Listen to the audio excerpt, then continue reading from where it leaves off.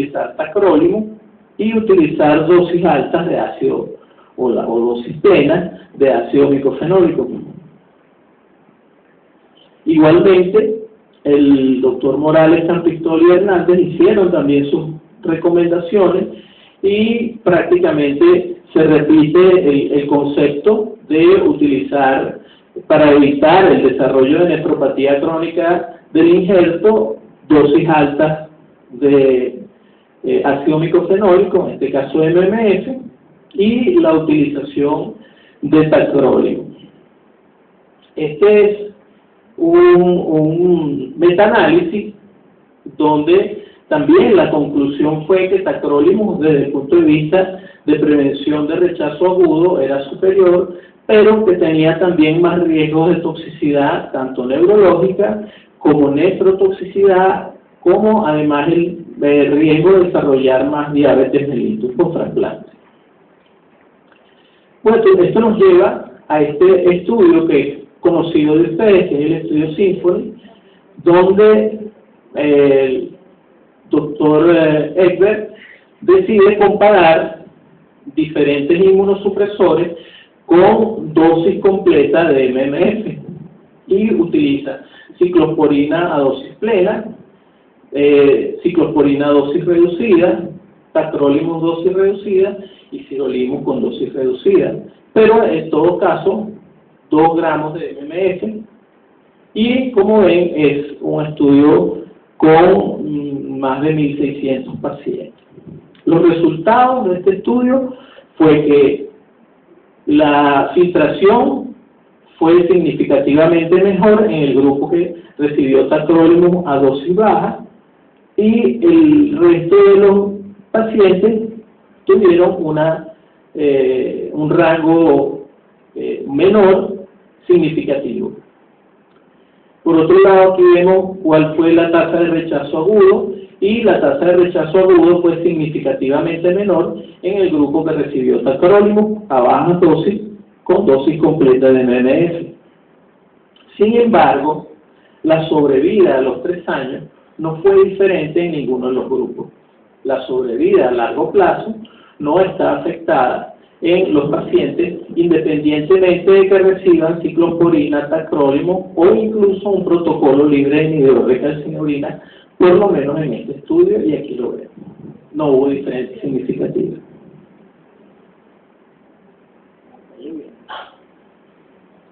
Este es el estudio DIRECT, donde se evaluó el desarrollo de diabetes mellitus post-trasplante, comparando ciclosporina versus tacrólimo. Obviamente los resultados de eficacia se inclinan hacia tacrólimo. Tacrólimo sigue demostrando que tiene menor incidencia de rechazo agudo, de desarrollo de rechazo agudo, pero sí hay una mayor incidencia de desarrollo de diabetes mellitus post-trasplante y de intolerancia a los azúcares. Por otro lado, ya tomando en cuenta otras características, y en este caso es el estatus serológico del receptor, aquí hay un estudio publicado en 2006 en Transplantation de unos autores japoneses, donde ellos consiguieron que después del trasplante de hígado, en pacientes portadores de hepatitis C que no habían respondido a interferón pegilado más ribavirina, cuando comenzaron a recibir ciclosporina, tuvieron respuesta serológica, es decir, hubo disminución de la carga viral. Y Taylor demostró que por el mecanismo de acción de la ciclosporina podía inhibir la ciclofilina y por lo tanto iba a disminuir la replicación viral, cosa que no podía hacer tacrólimo. En este experimento in vitro se demostró que la ciclosporina era tan efectiva en disminuir la replicación viral como el interferón alfa 2B, y que tacrólimo no tenía ningún efecto. Esta es una de las indicaciones precisas de uso de ciclosporina en pacientes trasplantados en hígado de manera formal. Todos los pacientes que llegan a trasplante de hígado por hepatitis C deben recibir ciclosporina en vez de tacrolimus. Y si tenemos en lista de espera pacientes con hepatitis C que son trasplantados, el inhibidor de calcineurina de elección debe ser la ciclosporina. Y el otro antiviral, o digamos, el otro virus emergente que ha venido amenazando de manera significativa, ya vemos que cada vez aparece con más frecuencia, que es el becavirus. También vemos que in vitro el doctor Aco demostró que con ciclosporina era capaz de inhibir la replicación del virus de Beca.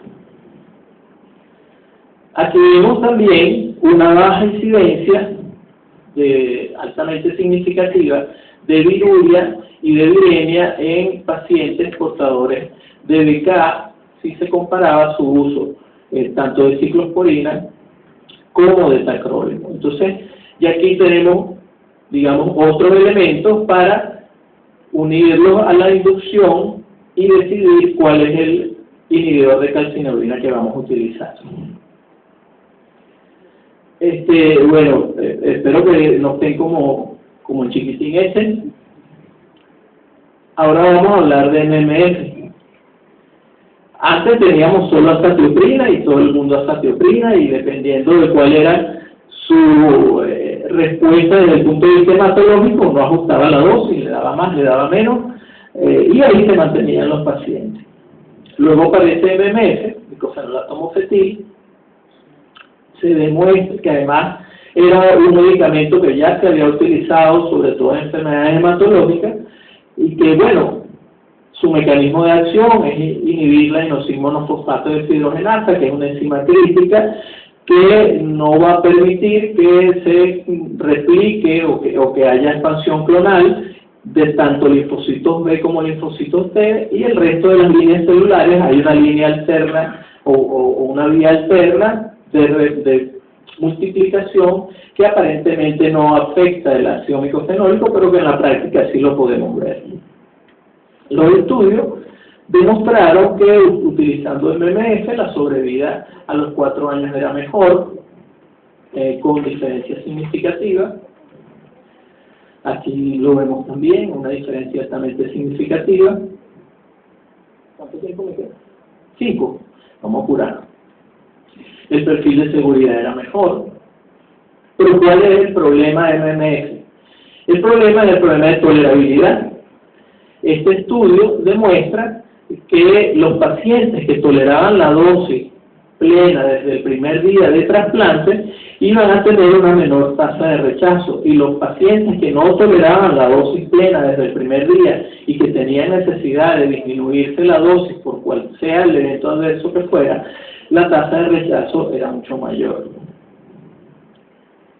Hay otra molécula que es el micofenolato sódico, que es también ácido micofenólico, y aquí vemos que básicamente es la misma molécula, lo que cambia es un éster que tiene agregado el MMF, ¿okay? Y que busca, digamos, mejorar la absorción.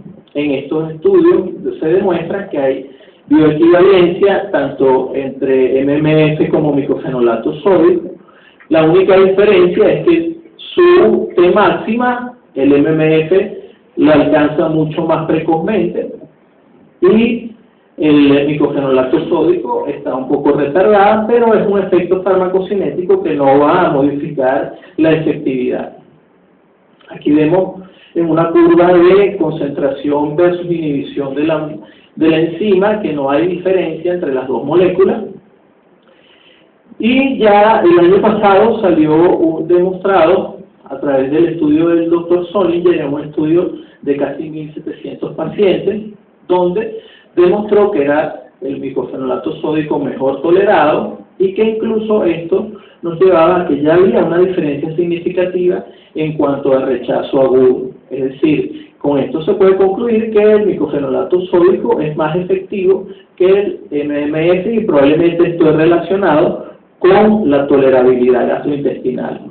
Lo mismo demostró el Dr. Cooper en un estudio un poco más pequeño. Ya vamos a terminar. De mTOR, bastante y extensamente habló Lady.